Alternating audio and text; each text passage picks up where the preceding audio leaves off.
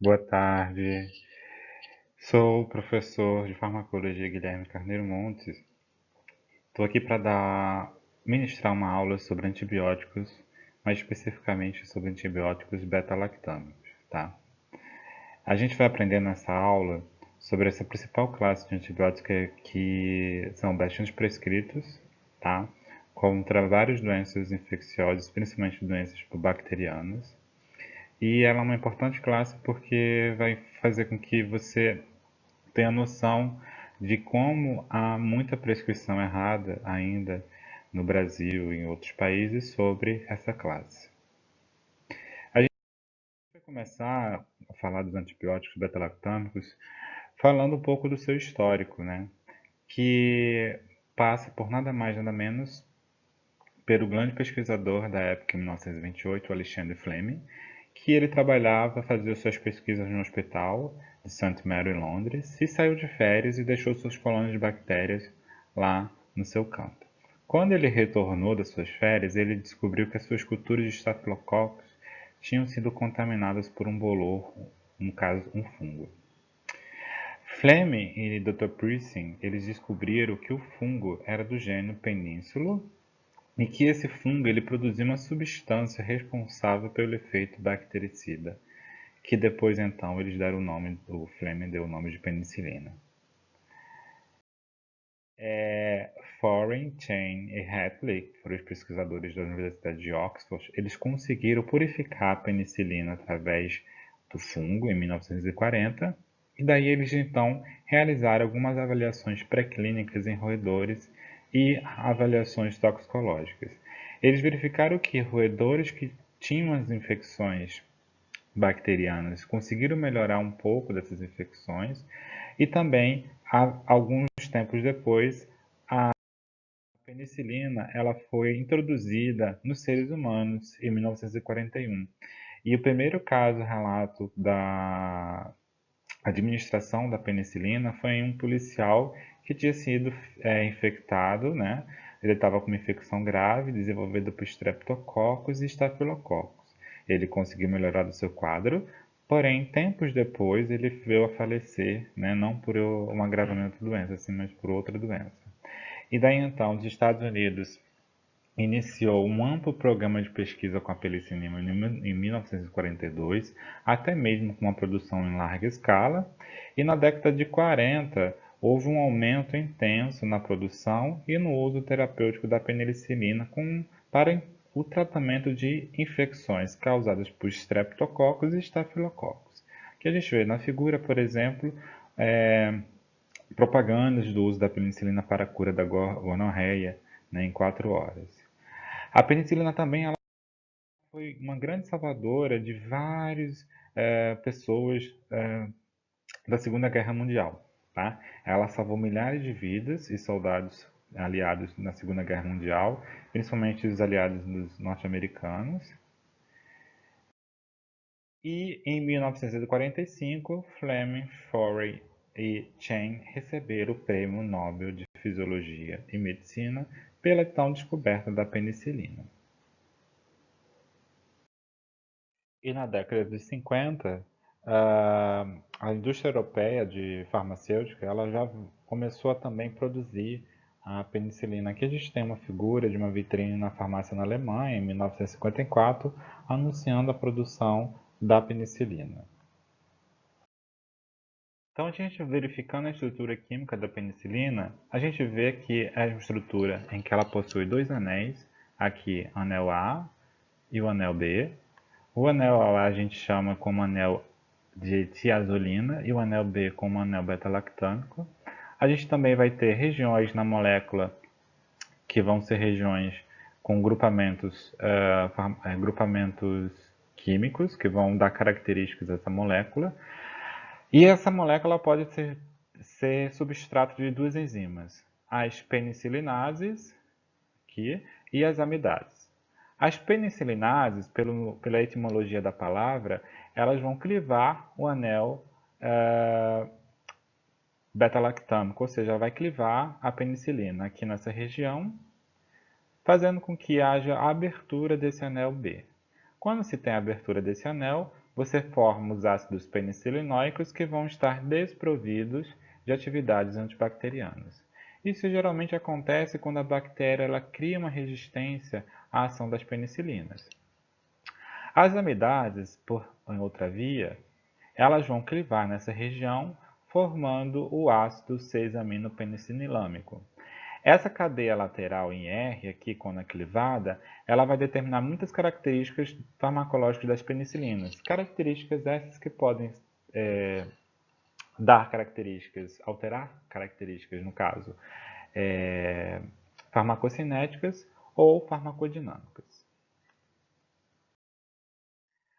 Então, a penicilina G, que é a benzilpenicilina, é a única penicilina natural utilizada clinicamente. Ou seja, a penicilina G é a penicilina natural, porém, existem as penicilinas semissintéticas, que podem ser produzidas a partir das penicilinas naturais.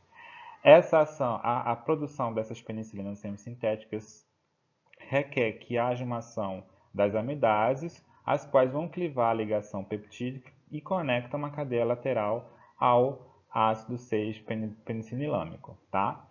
E aí você vai ter várias cadeias laterais que podem ser acrescentadas aqui na penicilina, que podem alterar suas características farmacocinéticas ou farmacodinâmicas.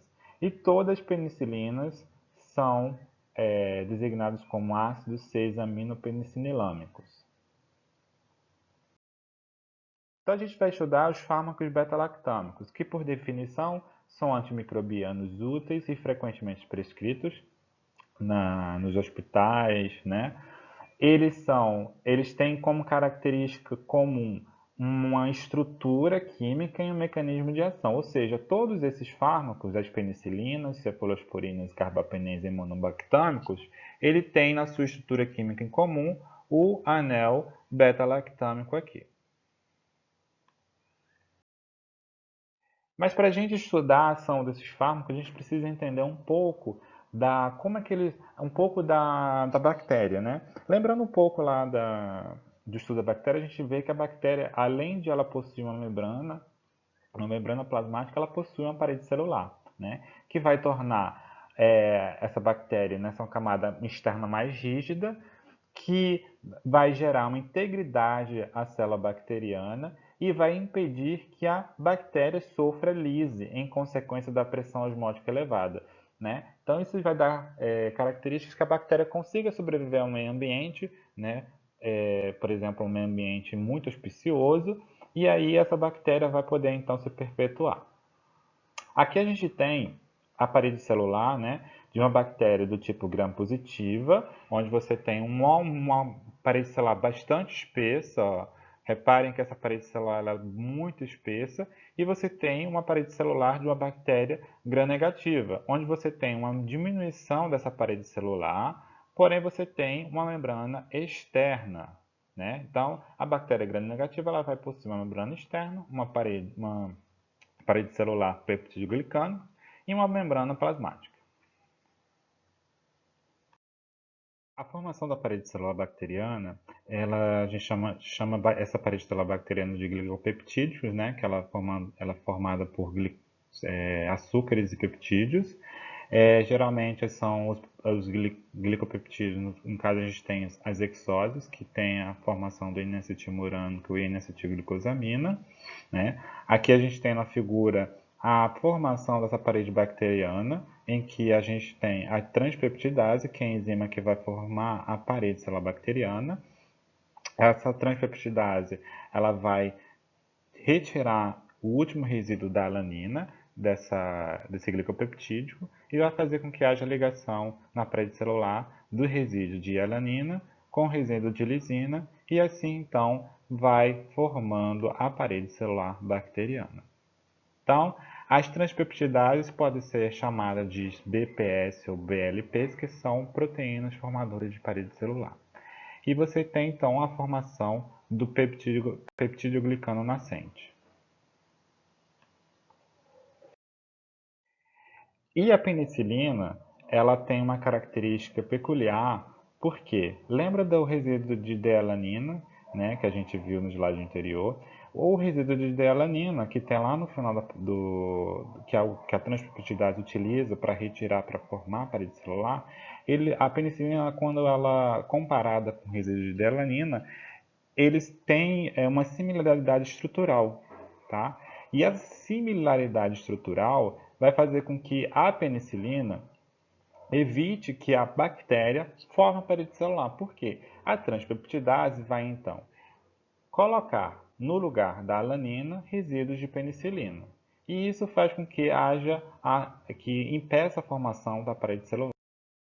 Então, como eu falei anteriormente, a penicilina, né, os beta-lactâmicos, eles vão inibir a reação de transpeptidação e interrompem a síntese do peptídeo glicano nascente, né? Por quê?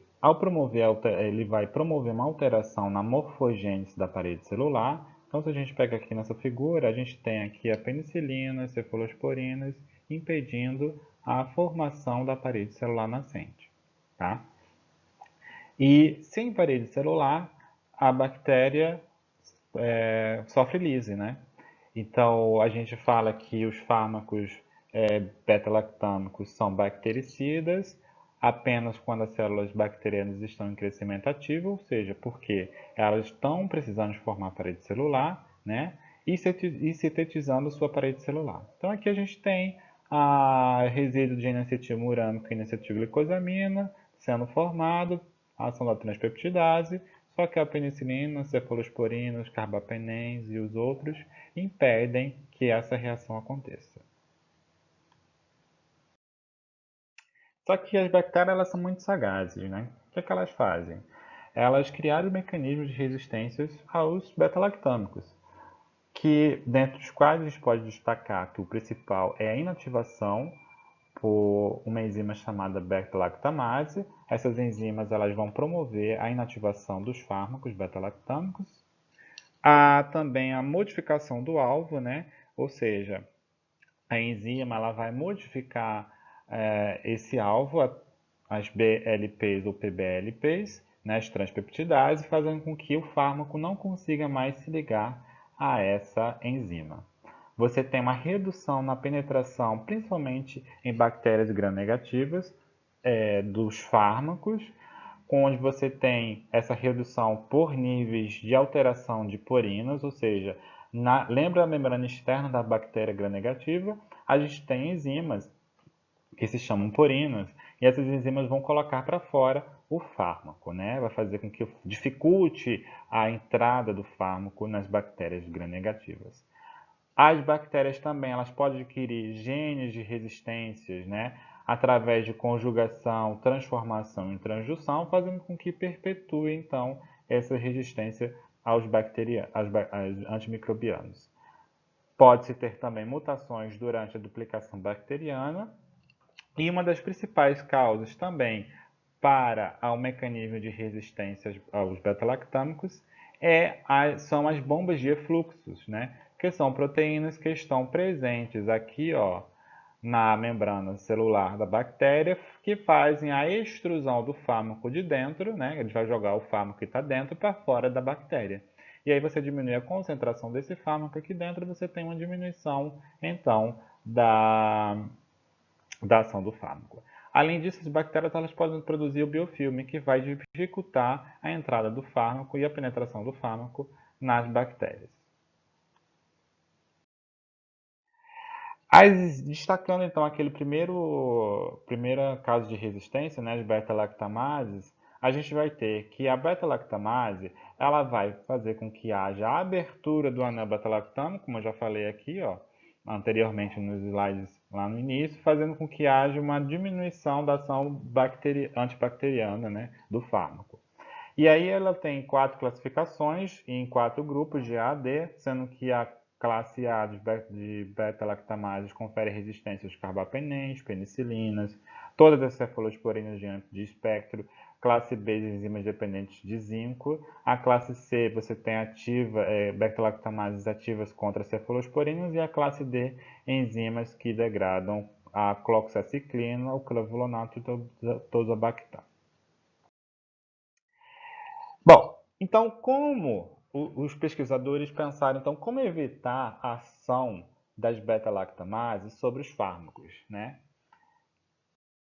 A única maneira da gente ver isso é fazendo uso racional, né, do desenvolvimento, fazendo com que haja uma inserção de grupos volumosos naquela cadeia lateral aqui do fármaco das penicilinas. Por quê? Quando você aumenta um grupo volumoso, um grupo químico volumoso aqui, você faz com que a beta-lactamase não reconheça mais o fármaco. E isso, né, você deixa, né, de que você dificulta a ação das resistência dos antibacterianos, no caso dos beta-lactâmicos. Então, você bloqueia o acesso do fármaco ao sítio ativo da beta-lactamase, quando você aumenta um grupo volumoso na cadeia lateral. Só que tem que tomar cuidado, quando você aumenta o grupo volumoso, pode prejudicar um pouco a ação antimicrobiana. Então, quando você adiciona grupos volumosos, você então confere outros fármacos, você origina outros fármacos, né? A classe, no caso, pode formar a oxaciclina, a cloxaciclina e a dicloxaciclina. Então, esses fármacos foram pensados justamente para diminuir a ação, né, das resistências às penicilinases. Uma outra característica peculiar das penicilinas é que as penicilinas elas são instáveis em meio ácido, tá? Então, se elas são instáveis em meio ácido, pode-se pensar que uma penicilina, por exemplo, uma penicilina natural, ela não pode ser administrada por via oral. Porque na via oral a gente tem a ação do suco gástrico. Então, as penicilinas ela tem esse anel instável em meio ácido, que vai fazer com que haja a abertura do mesmo. Então, o anel beta-lactâmico ele é bem tensionado. Se você verificar aqui na figura, a depender dos radicais substituídos, você pode melhorar essa tensão desse anel. Então, para evitar a abertura desse anel e anular o efeito do antibacteriano, você pode adicionar cadeias laterais que melhorem essa tensão aqui, tá? E aí você pode também melhorar características farmacocinéticas das penicilinas, como, por exemplo, você pode fazer com que as penicilinas possam ser administradas pela via oral. Então, para evitar a instabilidade do meio ácido do anel beta-lactâmico, você tem a adição de grupamentos retiradores de elétrons, que aí esta tensão no anel vai ficar menor, porque você tem elétrons que vão flutuar por toda a cadeia lateral e vai fazer com que haja diminuição dessa tensão em meio ácido. E você também forma novos compostos, como a ampicilina, a fenoximetilpenicilina, que é a famosa penicilina V. Esta penicilina V ela pode ser administrada pela via oral, ou seja, você, além disso, alterou a característica farmacocinética da penicilina natural. E a amoxicilina, que também ela dá uma resistência ao meio ácido e pode ser administrada pela via oral. Bom, e a gente tem também o desenvolvimento de penicilinas para ampliar o espectro de ação. Porque lembrem-se que os beta-lactâmicos eles vão evitar a formação da parede celular. Então, majoritariamente, quem tem maior chance de destruir a parede celular são das bactérias gram-positivas. Então, as bactérias gram-negativas, elas têm uma parede celular pequena, né? E, além disso, elas conseguem dificultar a entrada do fármaco, porque esse fármaco ele precisa passar pela membrana externa para então chegar na parede celular. E essas bactérias elas têm mecanismos de colocar o fármaco para fora dela, da gram-negativa. Através de quem? Das porinas. Então, pensando nisso, os pesquisadores fizeram com que houvesse um aumento da hidrossolubilidade da molécula, adicionando uma cadeia lateral com grupamentos hidrofílicos, para que eles pudessem passar por essas porinas tranquilamente e chegar aqui, ó, na parede celular bacteriana. E aí, então, o fármaco ele se difunde pelas porinas da membrana externa e consegue chegar no no seu local de ação, fazendo com que houvesse a formação de novos fármacos, como a ticarcilina, a ampicilina, porque ela tem um grupamento bastante hidrofílico, né? A carbenicilina e a amoxicilina. Então, uma classificação geral, a gente tem a classificação das penicilinas como as penicilinas naturais, as penicilinas G, que elas são todas administradas por via parenteral, e dentre elas a gente tem a penicilina cristalina, a procaína e a benzatina, a penicilina V, que é a penicilina, a fenoxipenicilina, que é a penicilina V, né, que ela é administrada pela via oral. Todas essas penicilinas elas vão atuar em bactérias mais gram-positivas. As penicilinas resistentes às penicilinases, no caso a meticilina, oxacilina, a anaficilina, a cloxacilina, que são aqueles fármacos que eu falei anteriormente que vão colocar, né, que foram adicionados grupamentos volumosos na cadeia lateral para evitar a ação das beta-lactamases. A terceira classe das penicilinas são a ampicilina e a amoxicilina, que elas vão aumentar, né, vão aumentar o amplo espectro de ação, né, além de pegar gram positivo, elas vão ter ação em gram negativa. E as penicilinas, e uma característica também das duas aqui é que elas podem ser administradas pela via oral, né, que a gente viu anteriormente. E o quarto grupo são as penicilinas de espectro ampliado contra pseudomonas. Por quê? Pseudomonas aeruginosa são bactérias gram-negativas que causam bastante resistência aos beta-lactâmicos. Então a gente tem as carbapenicilina, ticarcilina e a piperacilina. Então aqui nessa figura a gente tem a penicilina G, a natural, a meticilina, a oxacilina, que são adicionadas de grupo volumoso para evitar a ação das beta-lactamases, a amoxicilina, que ela, você além de ter um grupo retirador de elétrons, você tem fazer com que ela possa ser administrada pela via oral também, e também uma ampliação de espectro em gram negativa, assim como a ticarcilina e a piperacilina também têm ação, principalmente em pseudomonas aeruginosas. As propriedades gerais farmacocinéticas das penicilinas é que elas têm uma absorção de uma determinada dose oral, no caso as que são administradas por via oral, e elas são amplamente distribuídas por todos os compartimentos biológicos do organismo. As concentrações terapêuticas são alcançadas rapidamente em todos os tecidos, secreções como fluido articular, pleural, líquido, pericárdio e bile, então elas podem ser prescritas principalmente em infecções que atingem alguns desses órgãos. As penicilinas não penetram significativamente em células fagocitárias vivas, ou seja, em células, principalmente em células do sistema imunológico.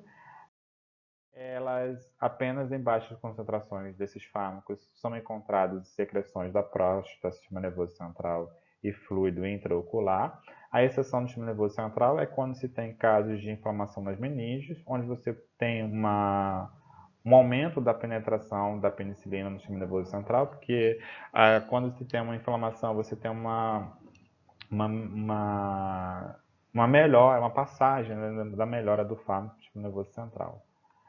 Elas são eliminadas rapidamente por filtração glomerular e secreção tubular, e principalmente as penicilinas, elas são eliminadas na sua forma ativa, na sua forma estável. Ou seja, elas não sofrem grandes processos de biotransformação. A depuração ela é reduzida em recém-nascidos e lactantes e também em pacientes com insuficiência renal ou hepática. Então, essas pacientes precisam ser revistas as doses para a administração desses fármacos. Em uma pequena quantidade de fármaco pode ser eliminada pela bile ou outras vias. Então, a penicilina G, né, e a penicilina V, a gente tem uma figura das duas. A penicilina G, ela tem um espectro semelhante para micro-organismos cocos gram-positivos, assim como a penicilina V. Existe um alto número de espécies já resistentes às duas, e atualmente mais de 90% das cepas de estafilococos isolados de pacientes ambulatoriais são resistentes à penicilina G. As propriedades farmacocinéticas da penicilina G. Ela só pode ser administrada por via parenteral e por via oral apenas em alguns casos. tem uma pouca absorção pelo trato gastrointestinal devido à sua instabilidade em meio ácido do anel beta-lactâmico. Após a sua administração, elas são amplamente distribuídas pelo corpo, né? Tem uma ligação a proteínas plasmáticas de cerca de 60%, a eliminação renal cerca de 10% por filtração glomerular e 90% secreção tubular, uma meia-vida de 30 minutos. E o aumento dessa meia-vida ela pode ser acometida com a administração de probenicida, que é um agente hidroclorúrico que pode retardar a depuração da penicilina G, porque a probenicida vai se ligar às proteínas de transportadores da secreção tubular, fazendo com que haja uma competição da probenicida com a penicilina, e aí a probenicida ela vai se ligar a esses proteínas de transportadores de íons orgânicos, né, que vai ser na secreção tubular, e a penicilina fica em maior tempo no organismo. A penicilina V, né, ela pode ser administrada pela via oral, ela é estável, meio ácido, a absorção é diminuída com a presença dos alimentos e ela tem uma boa distribuição semelhante à penicilina G. A eliminação também é renal e também uma meia-vida de 30 minutos, com o aumento dessa meia-vida juntamente com a administração de probenicida.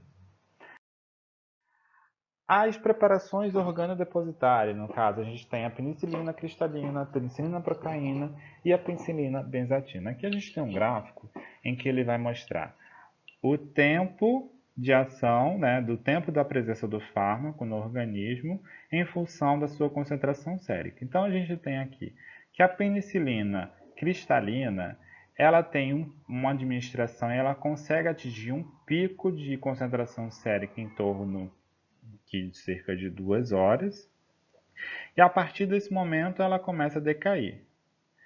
Então, em 4 horas, ela já tem pouquíssima concentração sérica. Já a penicilina procaína, ela tem um pico a partir de 4 horas e começa a decair, né? E em 24 horas já se tem pouco fármaco no organismo. E a penicilina benzatina, você tem um aumento da concentração sérica que forma um platô cerca de dias. Então, a penicilina cristalina ela tem uma absorção muito rápida, né, e chega no nível sanguíneo máximo cerca de 30 minutos. A penicilina procaína e benzatina, a gente fala que são fármacos de depósito intramuscular e essa absorção dela já é uma absorção lenta, por isso que você não vê um pico, né, na concentração sérica desses dois fármacos. E a eliminação também, consequentemente, é lenta. Então, a penicilina cristalina ela é uma penicilina de preparação geralmente aquosa, né? Que ela vai ter uma eliminação rápida, o nível sanguíneo cai em torno de 4 horas, então precisa fazer a administração desse fármaco de 4 a 4 horas. A via intravenosa é somente se houver necessidade para manter os níveis elevados e constantes da penicilina circulante. Pode ser colocado no soro com o método de gota a gota por 15 a 30 minutos. E essa penicilina, esse método ele pode ser utilizado para evitar a irritação e a dor, no caso, quando administrado intravenosa direto, porque essa penicilina, como ela tem que ser administrada de 4 a 4 horas, ela pode causar flebite, né, no caso, na administração, e dor para o paciente. Já a penicilina procaína é uma penicilina que tem, além da penicilina, ela tem uma adição de procaína, que é um anestésico local. Ela tem uma latência de cerca de 1 a 3 horas para atingir os níveis séricos terapêuticos, né, como foi visto no gráfico anterior, e são mantidos por cerca de 12 horas. A procaína, né, ela vai prolongar a ação da penicilina, porque a procaína ela é um vasoconstrictor, é um anestésico local que vai causar uma vasoconstricção no local e reduzir também os níveis de dor provocada pela injeção da penicilina procaína. Algumas preparações podem conter, ao invés de procaína, a lidocaína também, que vai fazer a mesma ação que a procaína. A penicilina G-benzatina ela é pouco solúvel em água, por isso que ela tem uma absorção bastante lenta, né? A latência dela é de cerca de 8 horas, podendo perdurar de 3 a 30 dias. O aumento da dose ela vai provocar o prolongamento do tempo de circulação do fármaco, né? A penicilina e a benzatina, elas são de depósitos e não podem ser administradas pela via intravenosa, porque você pode correr vários sérios riscos de intoxicação do paciente. Então, os principais usos terapêuticos da penicilina G, a penicilina G cristalina ela pode ser indicada em casos de meningite, pneumococcus, porque ela vai conseguir penetrar no sistema nervoso central. Lembra que quando há uma inflamação nas meninges, há uma facilitação da entrada do fármaco no sistema nervoso central. Endocardite, sepse e erisipela causada por streptococcus, que são bactérias gram-positivas, leptospirose, neurosífilis ou sífilis congênitas com alterações clínicas nos exames, né? Infecções periodontais por anaeróbios, principalmente por clostridiums, e infecções meningocócicas genitais ou sistêmicas, pode ser administradas altas doses da penicilina G via intravenosa. A penicilina G procaína ela pode ser indicada no caso de infecções streptocócicas de média gravidade, como erisipela escarlatina, pneumonia pneumocócicas, e a penicilina G benzatina, a principal indicação para o tratamento da sífilis, né, causada pelo treponema pálido, principalmente nas suas formas primária, secundária e latente, com menos de 1 ano, e sífilis da gestante. Além disso, a penicilina G ela pode ser indicada em casos de faringoamidalite, por streptococcus e profilaxia da febre reumática. A penicilina V ela pode ser indicada em infecções de pequena gravidade causadas por streptococcus, no caso amidalite e impetingo. Ela é bem tolerada por crianças e tem uma difícil adesão ao tratamento dos pacientes porque ela tem que ser administrada pela via oral e por exemplo, tem que ser administrada em cerca de 6 horas durante 10 dias. As penicilinas resistentes às penicilinases, oxacilina, cloxacilina, digloxacilina, meticilina e naftalina, elas são menos potentes que a penicilina G.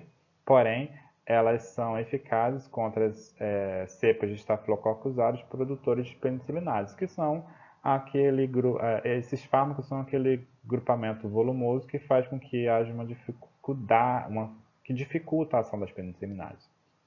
Elas não são úteis contra as bactérias gram-negativas e atualmente vem crescendo os micro-organismos resistentes à meticilina, que é o principal carro-chefe dessa classe, né? Então a gente fala que principalmente o Staphylococcus resistente à meticilina, que é o MRSA, que é uma sigla que vocês vão encontrar bastante nos livros, e quando isso acontece, você tem a troca, né, desses fármacos das penicilinas por vancomicina ou rifampicina. Esses fármacos, alguns deles não estão mais liberados no Brasil, a meticilina e a nafcicilina, eles não têm registro mais no Brasil. Alguns deles também já foram retirados do mercado e não são comercializados nos Estados Unidos.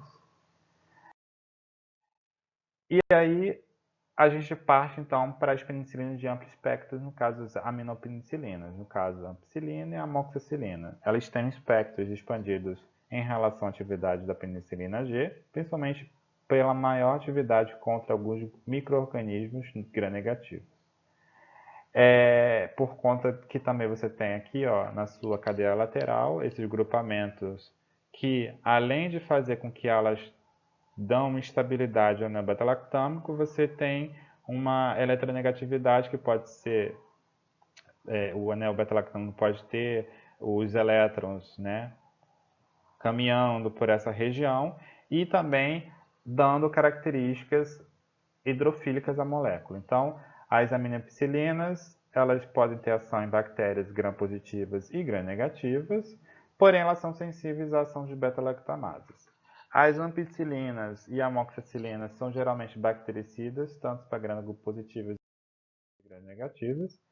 A ampicilina, com características farmacológicas, ela é estável em meio ácido, ela é bem absorvida por via oral, ela pode interagir com nutrientes, né, então não pode ser administrada juntamente com o alimento.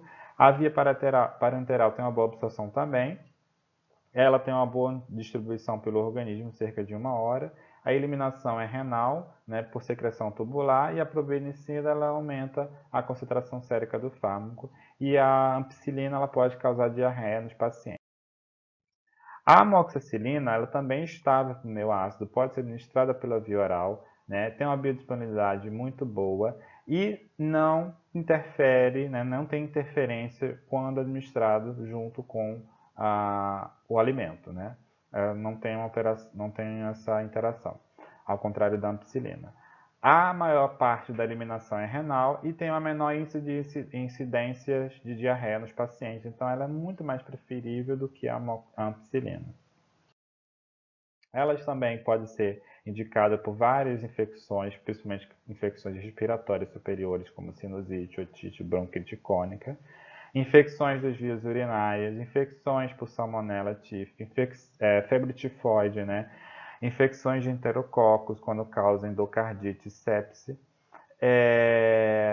tratamento empírico da meningite bacteriana, você pode ter a administração da ampicilina juntamente com vancomicina e cefalosporina de terceira geração. E além, a última classe que a gente vê das penicilinas são penicilinas antipseudomonas, que são instáveis em meio ácido, então ela só pode ser administrada por via parenteral. Ela tem uma boa distribuição, vai se ligar a cerca de 50% às proteínas plasmáticas e uma meia-vida de 60 minutos. A eliminação é renal, por filtração glomerular ou secreção tubular, após 6 horas de administração. Elas são inativadas pelas beta-lactamases e a vantagem dela é que elas podem ser utilizadas nos tratamentos de infecções graves, principalmente por pseudomonas aeruginosos, próteses e acinobacter. Essas bactérias, elas são conhecidas por causar resistência, principalmente em ambiente hospitalar. Né? E então, a carbenicilina, ticarcilina, piperacilina, elas são geralmente administradas em ambiente hospitalar. E a ticarcilina, ela tem cerca de 2 a 4 vezes mais potente contra a ação de pseudomonas aeruginosos e é menos tóxica, associada com ácido clavulônico por via intravenosa.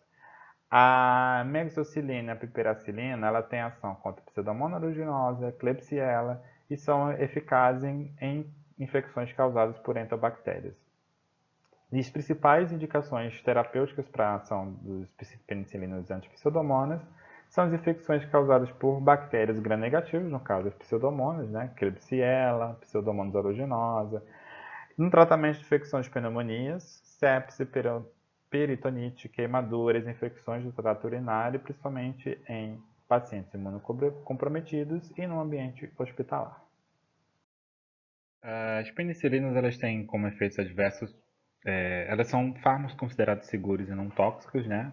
Tendo em vista que são fármacos direcionados para bactérias e não para o nosso organismo. Porém, pode causar reação de hipersensibilidade, como choque anafilático, urticária, febre, edema articular, falta de ar, principalmente. E o tratamento para essas ocasiões pode ser feito com administração de adrenalina no paciente, glicocorticoide e antihistamínicos, a diarreia principal, principalmente causada pela ampicilina, a penicilina gepotáxica, ela pode causar hiperpotassemia, arritmia, principalmente em paciente idoso que tem disfunção renal, vasculite, distúrbios hematológicos, como difusão plaquetária e causada principalmente pela carbenicilina em doses elevadas, flebite, né, pela administração também da penicilina G, né, no paciente, convulsões, principalmente penicilina G quando administrada por via intratecal em altas doses e pacientes que têm insuficiência renal. A segunda classe de fármacos beta-lactanos que a gente vai ver são as cefalosporinas. Eu trouxe aqui um breve histórico deles, porque em 1945, né, depois da Segunda Guerra Mundial, Brozzo, que foi um pesquisador lá da Itália, ele identificou esse fungo aqui, que é o Cephalosporia acremonium, na costa da Sardenha. E extratos desse fungo revelou para ele a atividade antimicrobiana. Ele foi usado pela população para tratar algumas infecções estafilocóccicas e febre tifoide. Flore ficou interessado e recebeu algumas amostras do fungo, né, para identificou várias substâncias com propriedades antibacterianas. E uma delas que ele conseguiu identificar foi a cefalosporina C, que vocês estão vendo aqui nessa figura. A cefalosporina elas têm algumas propriedades, né? As vantagens dela é que ela não era tóxica para os pacientes, tinha menor risco de reações alérgicas quando comparada à penicilina, parecia ser mais estável em condições ácidas e também não tinha ação das beta-lactamases. Porém, ela tinha desvantagem. Era muito difícil de isolar e purificar, tinha uma baixa potência ou uma limitação no tratamento de infecções do trato urinário e não era absorvida por via oral. Então, a cefalosporina, ela tem o núcleo cefêmico, né, que é um núcleo ativo, que é o ácido 7-aminocefalosporâmico, porânico, e com acréscimo de suas cadeias laterais aqui em R. Além disso, você tem o anel beta-lactâmico e a diferença que a gente tem da penicilina é que a gente tem um resíduo de enxofre aqui, tá?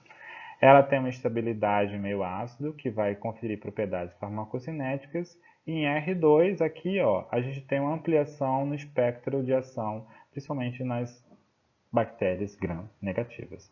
Então, o mecanismo de ação é semelhante das penicilinas, né, que vai impedir a formação da parede celular. Ela é mais estável em pH ácido, então pode ser administrada por via oral, intramuscular e intravenosa. Ela possui uma lipossolubilidade que confere, então, a passagem dela para o sistema nervoso central, têm mais resistência à ação das beta-lactamases e são sensíveis, porém elas são sensíveis às cefalosporinases, que são enzimas que vão degradar as cefalosporinas. Antigamente, a classificação das cefalosporinas era dada pela primeira, segunda, terceira e quarta geração, né? Sendo que a última geração ela tinha ação aumentada em pseudomonas aeruginosos. Na primeira geração você tinha ação principalmente em bactérias gram-positivas e menos ação em gram-negativas. Com o aumento da geração você tinha um aumento então da ação em bactérias gram-negativas. Hoje em dia, o livro ele traz como primeira, segunda, terceira geração, né? E aí ele diluiu a quarta geração e juntou com a quinta geração para formar, né, no caso, a pseudomona, cefalosporinas antipseudomonas e as cefalosporinas que têm resistência a estafilococcus resistente à meticilina.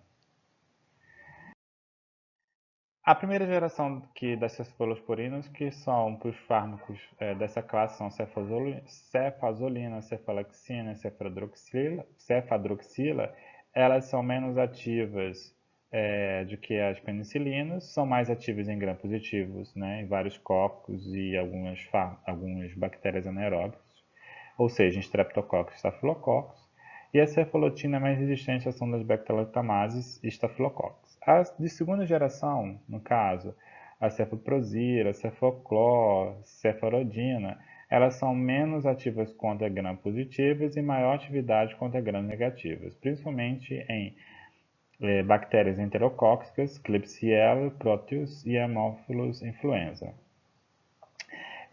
O que vai lhe causar, né, vai dar características de maior resistência às ações beta-lactamases para as cefalosporinas de segunda geração, é que elas vão ter, principalmente na substituição do seu anel aqui, grupamentos como a oximinocefalosporinas, que vai conferir uma maior resistência dessa segunda geração à beta-lactamase. As de terceira geração, como a ceftrioxina, cefotaxima, cefidinir, eles são menos ativos contra gram-positivos, né? Como eu já falei anteriormente, quanto maior o número de geração, menos ação em gram-positivos. E elas vão ser mais ativas contra gram-negativos, como enterobactérias e pseudomonas. E o que vai conferir, né, o anel, o que vai conferir ação nessas bactérias é que você tem a adição de grupamentos como o anel aminobenzotil, que vai aumentar a penetração na membrana externa de bactérias gram-negativas, fazendo com que haja a morte, né, fazendo com que haja a morte dessas bactérias pela inibição da parede celular bacteriana em gram-negativas. Então, a quarta geração que foi extinta, ela foi então dividida em antipseudomonas, né, e ativas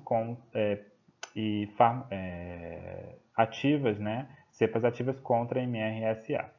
A antipseudomonas que a gente vai ter o principal componente da classe são a ceftazidima, cefpima, cefpiram. Ele vai possuir, além do que já tinha na terceira geração, né, o anel bis-aminotiazol. Você vai ter outras substâncias adicionadas na cadeia lateral, que vai conferir ação em bactérias pseudomonas. E a de ativas contra MRCA, elas ativa contra mais de 95% de cepas Staphylococcus resistentes à meticilina e também cepas de Staphylococcus pneumonia, né, resistentes à penicilina. Então a gente vai ter um anel-tiazol ligado ao fármaco cefalosporina. Então a gente vai ter mais ou menos esse trambolho aqui contra as cepas resistentes à meticilina. E as cefalosporinas, elas são utilizadas indiscriminadamente, principalmente em micro-organismos resistentes, mas elas podem ser prescritas em infecções de pele e tecidos mole causadas por estafilococcus e streptococcus piógenes. No caso, mais indicados são os cefalosporinas de primeira geração. Na profilaxia pré-operatória em cirurgias ortopédicas e do trato gastrointestinal. Infecções mistas pós-operatórias. Pacientes que têm alergia às penicilinas, então ela pode ser indicada, né, cefalosporinas, porém tem que ter uma atenção porque pode ter uma reação cruzada nesses pacientes. A infecção no trato respiratório, peles e ossos, principalmente causada por bactérias gram-negativas. A pneumonia, infecções hospitalares por Klebsiella, Pseudomonas, Enterobacterias, Proto e Serratina. Né? Você pode fazer a indicação das cefalosporinas associadas com aminoglicosídeos ou apenas sozinho.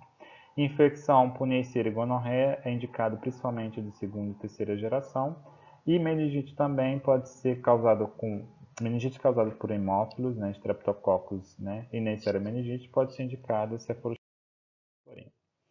As principais reações adversas é que pode causar reações de hipersensibilidade, como a reatividade cruzada com a penicilina, né?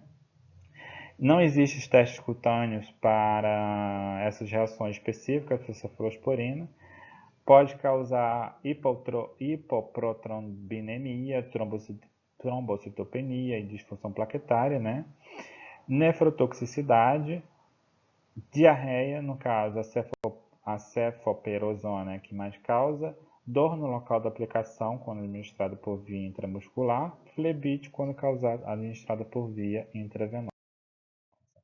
Os carbapenems é a nossa terceira classe de beta-lactâmicos que vai possuir um anel beta-lactâmico acoplado a 5 elementos do anel. E além disso, você não tem, diferentemente da cefalosporina, você não tem um anel, um enxofre aqui ligado. Você tem um anel de 5 elementos e um carbono ligado. O anel contém uma saturação e um átomo de carbono no lugar do enxofre. O imipenem, que foi o primeiro fármaco utilizado em humanos, né, em combinação com a cisplatina, que inibe a degradação do imipenem pela dehidropeptidase tubular renal, que é uma enzima que vai degradar o imipenem. Então, quando você associa com a cisplatina, você evita a degradação do fármaco. E, além do imipenem, você também possui, dentro da classe de carbapenems, o etarpenem, meropenem, doripenem, pode ser utilizado principalmente em pacientes que já têm uma ação resistência de beta-lactamases, né? E eles têm uma alta afinidade pelas proteínas, né? pelas transpeptidases. Ele está disponível em associação com a cisplatina, que é o inibidor da dehidropeptidase do tipo 1, e além disso, quando você evita a degradação do fármaco, você evita a formação de uma substância tóxica. Então, além de evitar a degradação, você causa um efeito nefroprotetor. Ele tem um amplo espectro de ação, pode ser ação em anaeróbios e aeróbios, gram-positivos e negativos. O uso dele, principalmente, é um uso hospitalar. Pode ser indicado em infecções resistentes a outros fármacos, no caso, quando tem cefalosporina, penicilina, aminoglicosídeos. infecções do trato urinário, respiratório inferior, ginecológico, infecções intraabdominais e pélvicas, principalmente pós-operatórios. Os efeitos indesejáveis é que eles podem causar distúrbios do trato gastrointestinal, manchas nos dentes e convulsões, principalmente o imipenem. A partir do iterpenem, essas convulsões elas já vão sendo diminuídas, tá? A farmacocinética da classe dos carbapenems, ele pode ser administrada pela via intravenosa e a eliminação é através da via renal. Uma meia-vida é cerca de 1 hora e eles podem atravessar a barreira hematocefálica. Os monobactâmicos, que o único representante da classe é o azetreonam, né? Como o nome está falando, ele só possui o anel beta-lactâmico aqui. Você não possui mais nada ligado a nenhum outro agrupamento, né? Além do anel beta-lactâmico, ligado ao fármaco. Mas você possui aqui uma cadeia lateral bastante gigante. É um anel beta-lactâmico monocíclico, resistente a muita beta-lactamases, né, e tem uma alta afinidade pelas proteínas que vão, né, fazer a formação da parede celular. Ele tem um espectro de ação limitado, principalmente por grandes negativos aeróbios, pseudomônios, então o uso clínico dele já tem essa limitação, principalmente pode ser indicado em caso de pneumonias, meningites, porque atravessa a barreira hematocefálica e sepse. E eles têm uma característica comum porque eles podem ser utilizados em ambiente hospitalar, em pacientes que já têm resistência à ação das penicilinas por conta, né, das beta-lactamases. Para pacientes alérgicos às penicilinas podem ser indicados e também para pacientes que também são alérgicos a cefalosporinas. Ele não é nefrotóxico, pouco imunogênico e não possui alterações na coagulação sanguínea. Os efeitos indesejáveis do azetroinam é distúrbio gastrointestinal. E ele pode ser administrado apenas pela via parenteral, no caso intravenosa ou intramuscular. E para a gente finalizar a nossa aula, a gente tem que ver os inibidores das beta-lactamases. Por quê? Se eu associar um inibidor da beta-lactamase com a penicilina, eu vou melhorar o meu uso terapêutico dos fármacos. Por quê? Quando você associa com um inibidor da beta-lactamase, aqui a gente tem um gráfico de número de bactérias em função do tempo. Então a gente tem aqui, por exemplo, a associação do amoxicilina com ácido clavulônico, que é um dos representantes da classe de inibidor de beta-lactamase, a amoxicilina sozinha e só o ácido clavulônico. Você vê que quando você associa o inibidor com a penicilina, você diminui o número de bactérias viáveis, principalmente aquelas bactérias que já têm as beta-lactamases, ou seja, conferindo resistência às penicilinas. E aí você melhora o uso racional do fármaco. Então, ela vai prevenir a hidrólise da penicilina, porque as beta-lactamases vai preferir o inibidor de beta-lactamase ao invés da penicilina, e aí você deixa a penicilina mais tempo livre de circulação para ação contra a bactéria.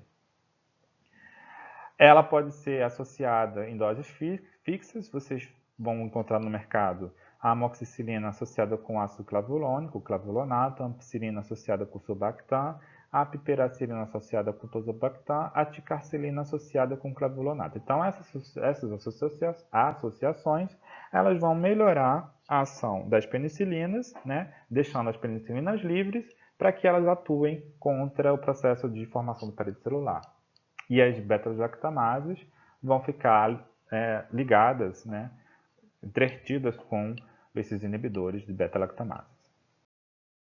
Então, o ácido clavulônico ele é ativo contra a beta-lactamase codificada por plasmídios, inativos contra beta-lactamases cromossômicas do tipo 1, e ele é produzido por um fungo, né, Streptomyces claveligerus. Ela tem fraca ação antimicrobiana, então se você só dá o ácido clavulônico, ele não vai ter uma ação antimicrobiana eficaz. Ele tem uma inibição irreversível quando se liga à enzima, e ele é bem absorvido por via oral e parenteral. Associado com a amoxicilina, ela tem uma meia-vida cerca de 1 hora, eficaz no tratamento de otite média de crianças, sinusite, celulite, infecções dos pés diabéticos. A associação dela com a ticarcilina na preparação parenteral é eficaz contra bastonetes gram-negativos aeróbicos, estafilococcus aureus e espécies de bacteroides. As principais reações adversas são erupções cutâneas, inflamação dos vasos sanguíneos, febre, dores articulares, algumas glândulas inflamadas no pescoço, formando a famosa ingue, nas axilas ou virilhas. O Subactam, ele é sintético, né? Uma estrutura semelhante ao ácido clavulônico. A administração pode ser por via oral ou parenteral, associada, né, com beta-lactâmico. Ele está disponível principalmente na associação parenteral com a ampicilina e eficaz contra cocos gram-positivos ou negativos, exceto pseudomonas e anaeróbios. Bastante utilizado no tratamento de infecções com intraabdominais e pélvicas místicas no pós-operatório, e a associação não deve ultrapassar uma dose de 4 gramas ao dia. E a eliminação dos fármacos é via renal, então temos que tomar cuidado, principalmente pacientes que têm problemas já renal. Eficaz contra várias cepas de estafilococcus, hemófilos, né? Moraxella, próteos, enterococcus, pseudomonas, e não é eficaz contra Pseudomonas aeruginosa. Aqui eu trouxe uma tabela, né, que você pode ver na Anvisa, você pode consultar na Anvisa sobre a associação desses inibidores da beta-lactamase com as penicilinas, como são essas doses para criança e adulto, intervalos de doses, o ajuste de dose, tudo mais, para vocês se inteirarem mais. Tá? E alguns novos fármacos beta-lactâmicos que estão sendo pesquisados, né? A gente tem aqui fármacos beta-lactâmicos em fase 3, em fase 1, né? Que tem uma ação contra bactérias gram-positivas, gram-negativas. Eu trouxe aqui uma tabela para vocês darem uma olhada, né? Novos fármacos como novos cefalosporina. Então é isso, gente. Muito obrigado pela atenção de vocês. Espero que eu tenha contribuído e qualquer dúvida a gente se vê na aula remota.